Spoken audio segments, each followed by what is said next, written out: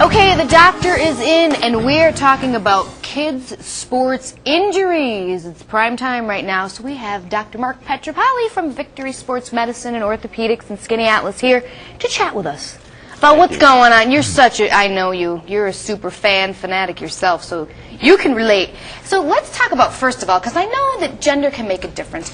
What is or are the most common injuries you find among, like, boys, teenage boys, and maybe a little younger?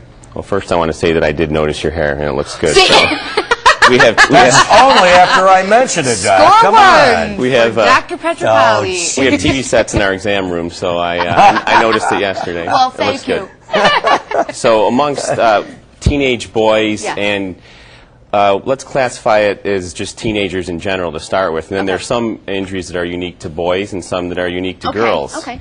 I think the most common things that we see are still your straight sprains and strains. Now, a sprain is an injury to a ligament, and a ligament connects a bone to a bone. So whenever you injure a ligament, that's a sprain. The most common one would probably be an ankle sprain that we see. We see a lot of those. We see a lot of strains. A strain is when a muscle or a tendon gets pulled or stretched or torn. There's different degrees, and we see a lot of those. So those are probably the most common things that we see. We see a lot of overuse injuries. Kids are playing 2, 3, 4 sports at a time. They're playing 4 or 5 games in a day sometimes, which the professionals don't even do. That's insane. So we see a lot of overuse injuries. And then with regard to unique aspects for kids, kids have growth plates, whereas adults don't. The growth plate is basically just some cartilage at the end of the bones. And to simplify things, every day a little bit of that cartilage turns into bone, and the bone gets a little bit longer, and they get a little bit taller. And eventually, when there's no more cartilage left, you're as tall as you're going to be.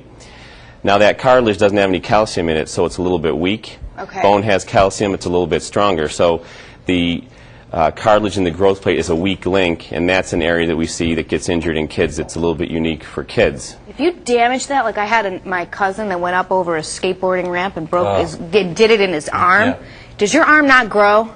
Will it not grow properly? If it's not lined up properly, it may not grow properly. And even if it is lined up properly, sometimes it may not grow properly. But most of the time, if we can get it lined up properly, either by just forcibly lining it up, what we call a reduction, or sometimes actually in the operating room, most of the time they'll be okay. But there definitely is a potential for you got to get it checked out. That's right. You can't mess around. All right, so we've covered the boys. Now, what about girls? Because girls are in all kinds of sports as well. Girls are definitely have some unique types of injuries that you'll see.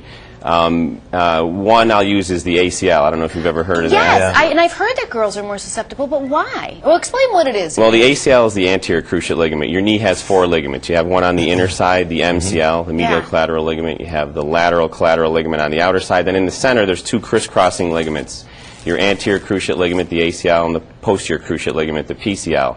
The ACL is probably the most important. I mean, they're all important, but the ACL is probably the most important for cutting and pivoting type sports such as basketball or soccer. A lot of girls play soccer.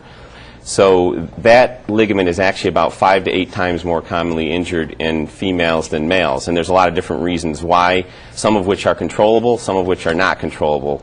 The non-controllable issues are things such as hormonal differences from males, and there's really not a lot you can do about that. There's some controversy in that.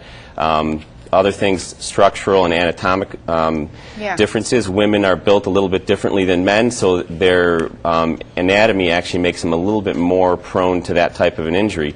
But the interesting thing, and the thing that might be treatable, is that there are some differences in the way girls actually run, cut, jump, land from a jump than boys. They tend to land with a straighter leg, not as flexed, and the more flexed your knee is, the more protected it is. They have weaker hamstrings, which are the muscles in the back of the thigh, which help cushion the blow when you land.